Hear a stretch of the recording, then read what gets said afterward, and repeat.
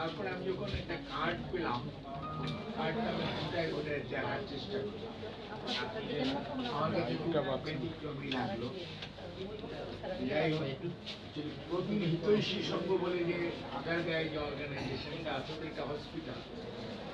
আমি এক সময় ওখানে অনেক আগে, মনে হয় 90 থেকে 95-96 সময় পর্যন্ত, তখন আমি ঢাকা মেডিকেল কলেজে ইউরোলজির রেজিস্ট্রার ছিলাম, 99 তখন আমি ওখানে আপনার কিছু ভলান্টারি থাকতাম।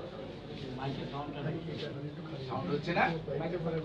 হচ্ছে তো, শোনা যাচ্ছে।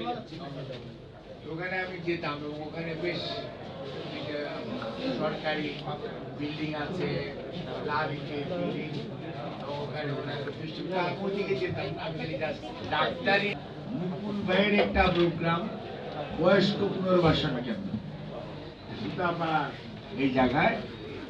আরেকটা আমি দেখেছি সাভারে মোসাদ্দেক আলী সাহেবের একটা, ওইটার মধ্যে আমি কিছুদিন মেডিকেল সাপোর্ট দেওয়ার জন্য, সেটা অবশ্য পরের দিকে 2000 সালে।